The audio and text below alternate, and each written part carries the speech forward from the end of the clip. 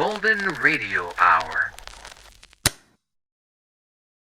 Tired of the everyday grind? Ever dream of a life of romantic adventure? Want to get away from it all? We offer you Escape. Escape, designed to free you from the four walls of today for a half hour of high adventure.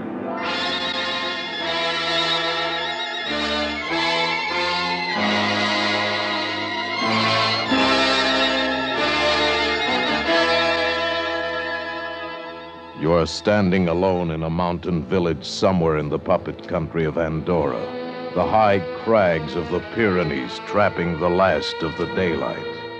And you know that in one of the stone houses facing you, behind one of the doors that is closed against you, is a beautiful woman whom you must find before she meets her death. Listen now as Escape brings you Kathleen Height's story, The Dark Wall.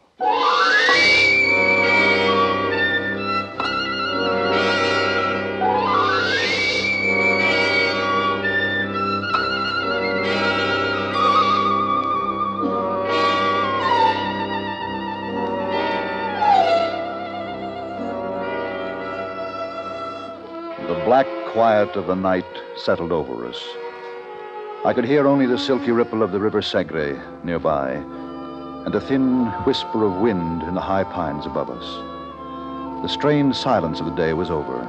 Joyce was sleeping quietly now, a few feet away. I sank into my sleeping bag and prayed that things would go better tomorrow.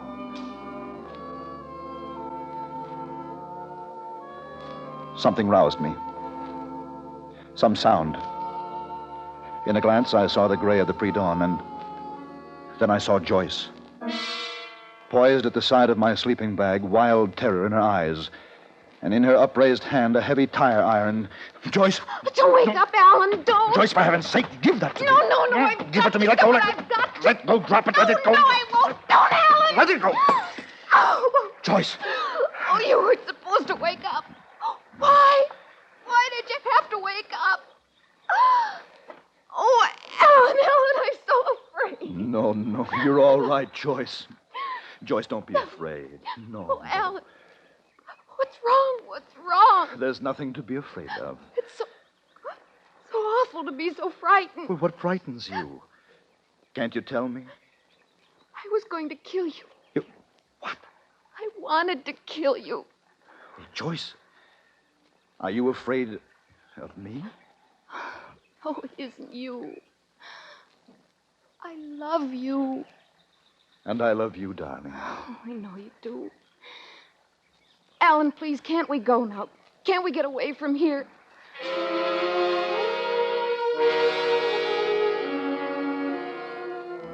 I knew now that Joyce needed care, quickly. Her sickness, whatever it was, had been a growing thing.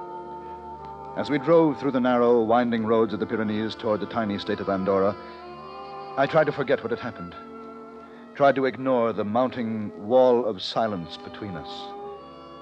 Something in that silence told me that Joyce's fears were greater than mine.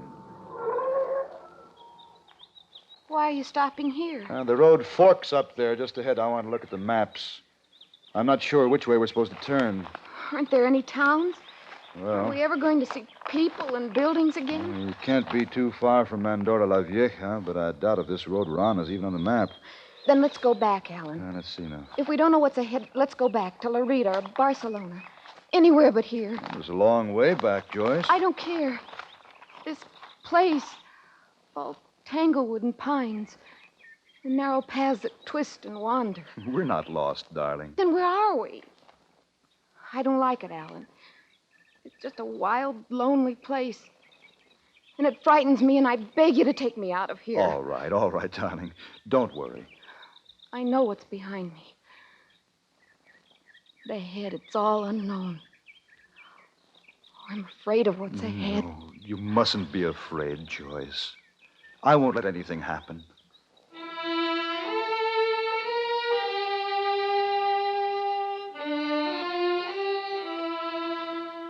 We wound steadily higher and higher through the wooded Pyrenees. We met no one and saw no one. Andorra is a small state, only 192 square miles in all, but that morning it was an endless, stretching, climbing no man's land, a lonely place with no name and no face. Then finally we came upon it, not a town, really, a village with one great house and a few smaller ones. Perched there on the rocky ledge, it looked like the last stop before oblivion.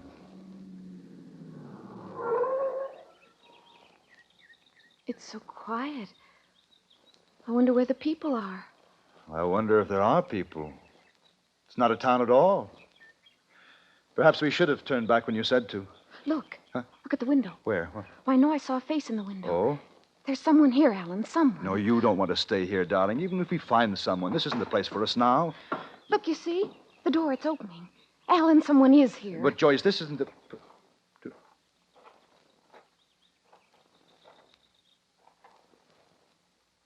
You have lost your way? We were told there was a town here. There is. Well, is this all there is to it? We do not require more. Please. I'm tired. I need rest. Can't we stay here? Is there a hotel? Any place where we can get a room? There is what your eyes tell you there is, and no more. Is there a larger town anywhere near here? You are in Andorra. Nothing is far away. Nothing is easily reached. What's the matter with you people? But you always talk in riddles? Can't you answer questions? Alan, Can't you... Please. We must stay here somehow. Just a while. I need to stop a while. She is your wife? Yes. There is no hotel. I see there isn't. This house has many rooms, but we are a large family. Please. Please, understand me. I've got to stay here. I can't wind around any more narrow trails. I've got to stop and rest. Can't you understand? Can't I make either of you understand? Darling, it's all right. We'll find a room. You'll rest. Now, you mustn't worry, Joyce. I must sleep. I must. No matter what happens, I must sleep. Can't you do something? Lady, you come. Woman!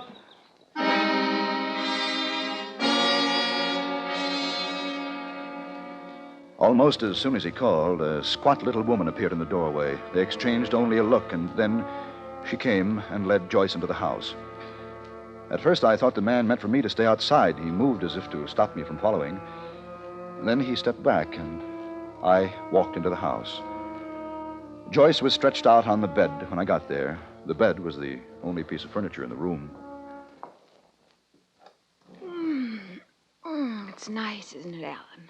Well, it's a room, a bed. I wish it were more. Oh, I'm so tired. Yes, darling. Now, you go to sleep. When you wake up, as soon as you feel like it, I'll take you to Andorra la Vieja. Yes, Alan. When I wake up. Sleep well, darling.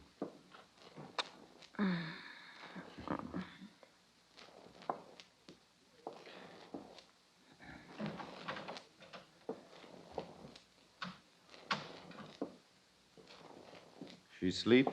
Oh, she's very tired. The woman says she trembled. The woman says she is full of fear. I don't suppose there's a doctor anywhere around here. We have no need for doctors. My wife is ill. We have need for a doctor. You will not find one here. I know. I know. Hey, what? Hey, get away from that car. Go on now. I said, get away from it. You are the intruder, not they. Well, they can leave the car alone. They have. Who are they? My sons, my brothers, their sons. We are the family here. We are called Valera. We tend sheep and our own affairs. Oh, I'm sorry. I'm worried about my wife. I didn't mean to shout at them. Most of the time, our mountains protect us. We do not like intruders. It is not so bad in winter. The snows fall deep into the passes, seal them, and keep the intruders out. We are not intruders. We don't want to be here. We don't mean to be here. And I promise you we won't be here long. Sometimes the intruders come to hide in our mountains, to be lost from the world. Always, the intruders are troubled people, full of fears and discontent. The worst of the world, they find their way to Andorra.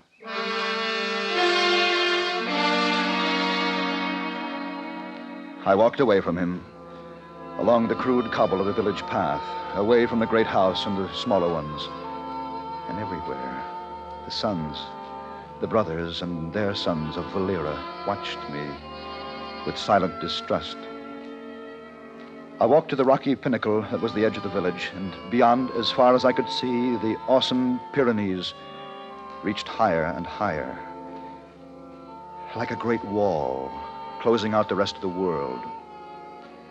I went back to the house where Joyce slept. The woman is with her. She called out, and the woman went into her. Well, I shouldn't have left her alone. I must... Wait. What? The woman has brought her quiet. That is enough. I wouldn't try to keep me out here if I were... How is she, woman? She is quiet now. The woman would not leave her so if she were not Joyce! quiet. Oh, Joyce, darling. They said you'd gone. No. Only for a little while. Only while you slept. Don't come any closer. Oh, Joyce. What is it? Please. Leave me alone. I want you to leave me alone. Oh, we're going to get out of this place, darling. Together. No, I won't go. I won't. We'll find the right road. It can't be far. And I promise you, darling, everything will be all right. We won't come here again, ever. Why don't you listen? Huh? I talk to you and you don't listen. I'm not going with you. You can't make me go with you. No. Oh, Joyce, wait. Don't let him take me away. Please don't let him take me away. Joyce was clinging to the woman. Valera stepped in front of them as I came back to the front room, and beside him, from every corner of the room, the rest of the Valera men began to form a wall between Joyce and me. A wall of men, silent men, with staring distrust in their eyes. What are you trying to do? Oh, can't you see she's sick? I've got to get her out of here. Don't you know that? I'm taking her with me. And the whole lot of you can't stop me.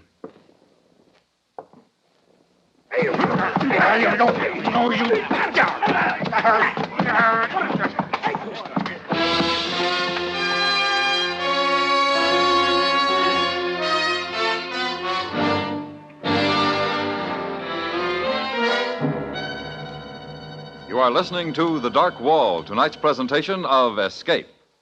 One advantage in having several radios about the house is that they make it possible for housewives to listen while they work. A kitchen set, another in the living room, perhaps a third in the bedroom. Keep them all tuned into CBS Radio for our great roster of daytime dramatic stories.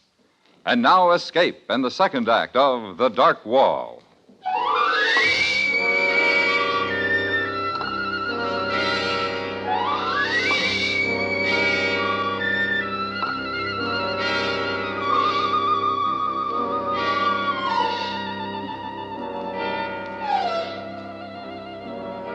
I roused from a sleep that was tortured and full of pain. A bright afternoon sun shone in a haze about me, and when my vision cut through it, I saw nothing my eyes had seen before. I was in my own car, pulled to one side of a road that was wider than any I'd seen for days. And not far in the distance, I could hear the approach of other cars, but none were yet in my view. I got out, stood in the roadway. For all the stiff pain of me, it felt good to be a part of the world again. But then I remembered Joyce and the wall of Valera men, and I was lost and lonely and sick.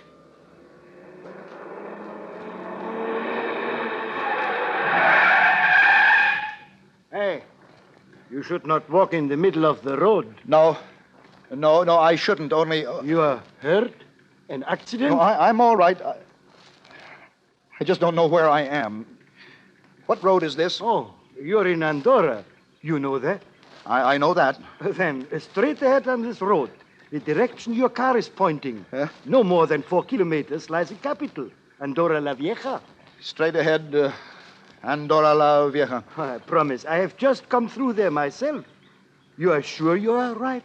Not hurt? And I'm much better now. Do you know this country well? Oh, well enough to drive through it quickly. My home is in Spain. You wouldn't know a village. Near here, maybe a small village where everyone is called Valera? No, I would not know it. There are many such villages in Andorra, if you can find them. I must find it. Perhaps in Andorra la Vieja? Perhaps.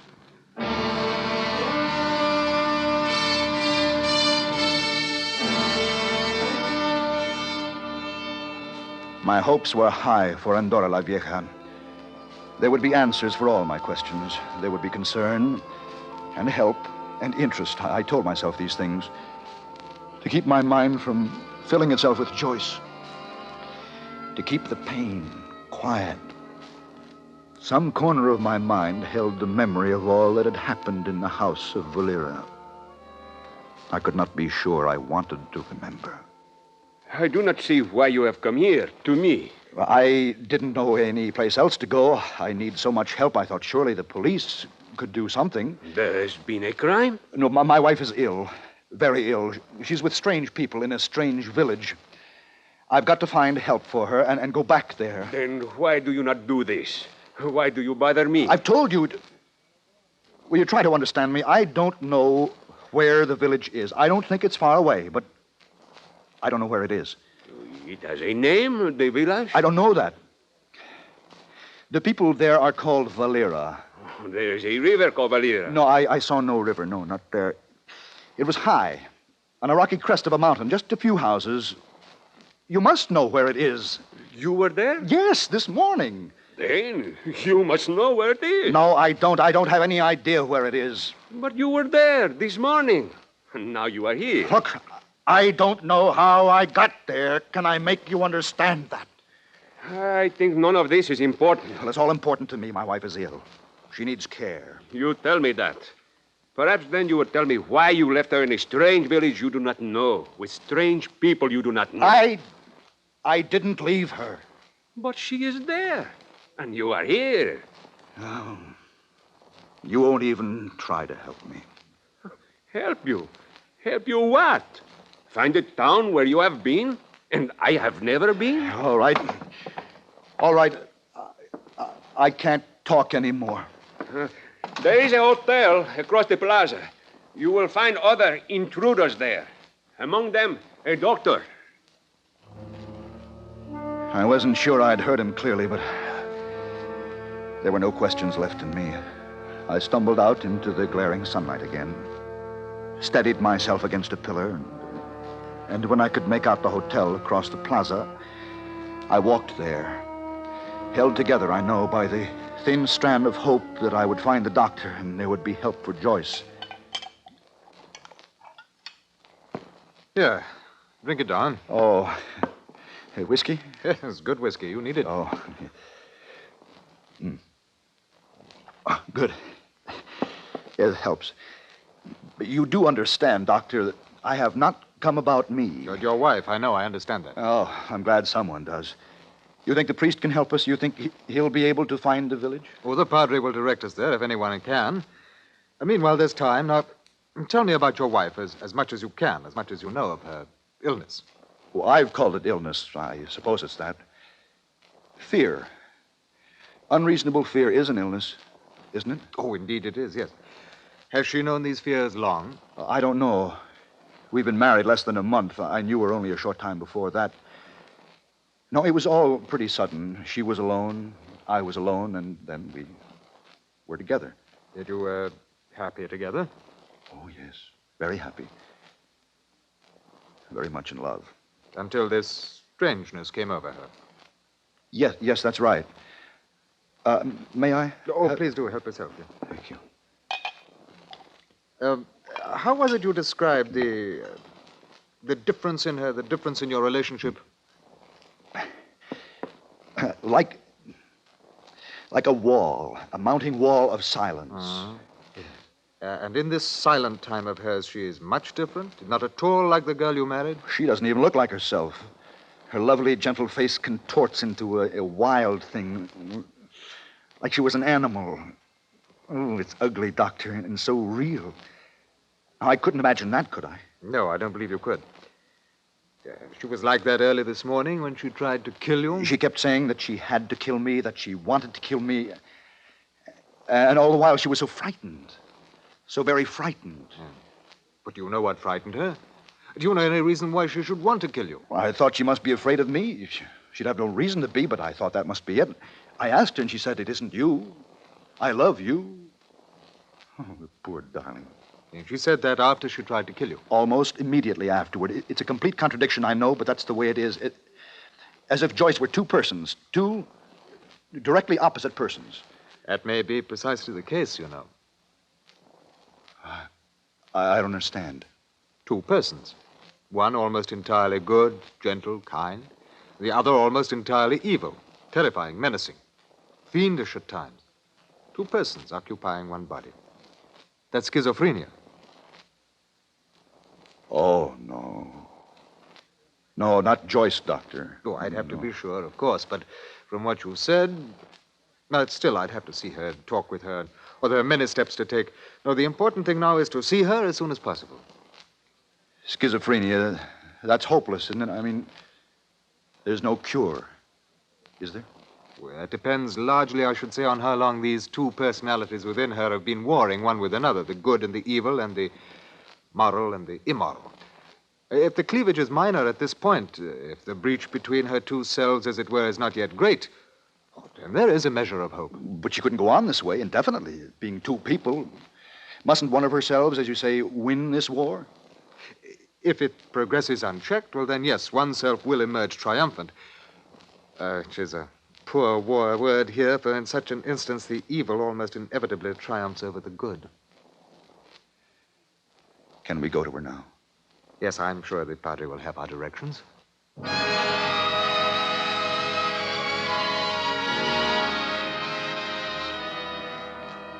The priest's directions were perfect. As I'd assumed, the village was not far away, but the drive was an eternity for me. The strain of the last days was beginning to tell. I was wound tight and knotted by all that had happened and torn deep by all the doctor had said.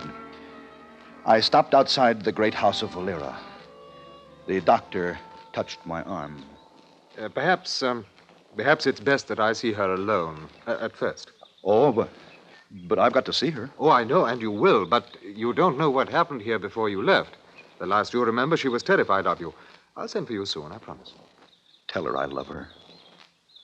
Will you? Oh, indeed I will. Oh, there's one thing I neglected to tell you, one important facet of this. Yeah? If we find what we fear most, you must take this comfort to your heart. A girl you love, who loves you, has no knowledge whatsoever of her other self. Thank you, Doctor. Yes, you ponder that. I shan't be long. I watched the house door close behind him. And there in the high quiet alone, I took the comfort he offered me. The Joyce I loved me. That was all there was, really. All in the world I needed to know.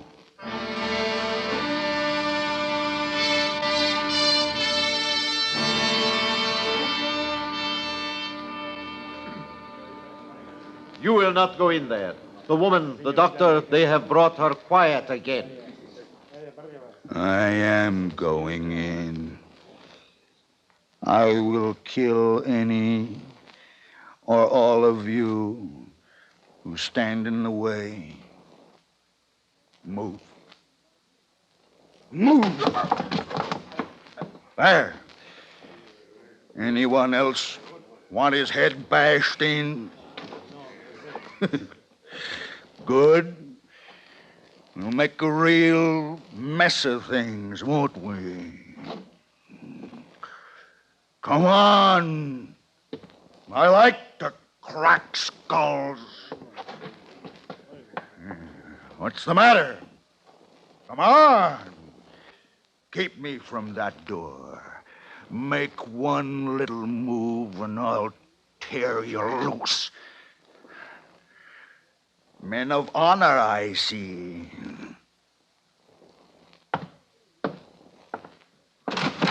Where is she? Don't let him try to kill me again. Look at her. Look at all of you crawling, shrinking cowards. What are you, gentlemen? You make me sick, all of you. I killed him, you know. He was a gentleman. Dear, gentle Alan. Oh. He won't be with us anymore. Oh, please, somebody do something. Easy now. Somebody will. Come on. No.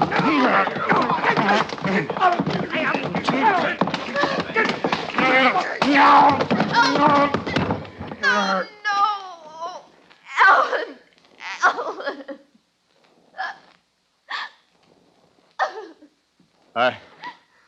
I'll tell you, Joyce, what I told him. And you must take this comfort to your heart. Alan, the man you loved you very much. He didn't know this other self ever existed. There were faces all around me. A wall of faces. Senseless, staring faces. And beyond them, a strange girl wept softly. All strangers staring at me. When I stared back at the wall.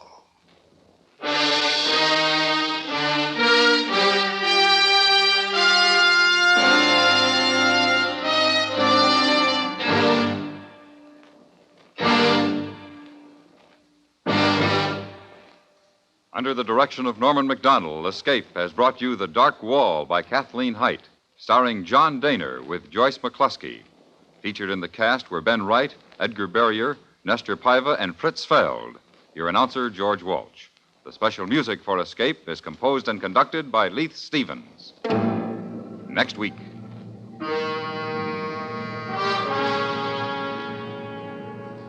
You are in a farmhouse on the southern coast of England.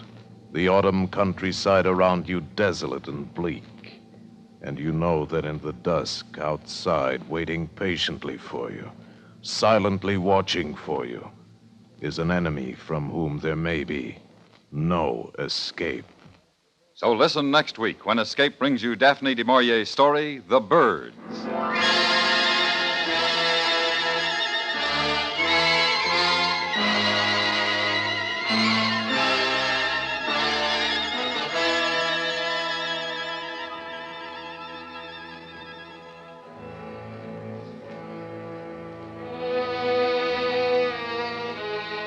A reminder for drama and adventure fans, two of CBS Radio's best-known thrillers, Gangbusters and Gunsmoke, both heard Saturday nights, will be moving to Monday evenings on most of these same stations after this Saturday's performances.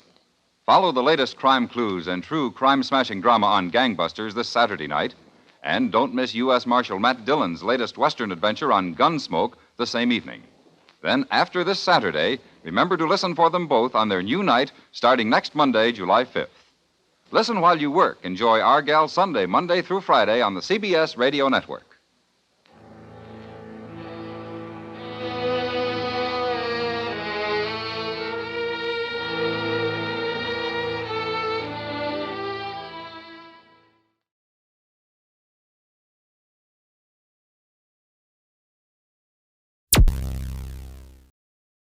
Thank you for listening. Please like and subscribe.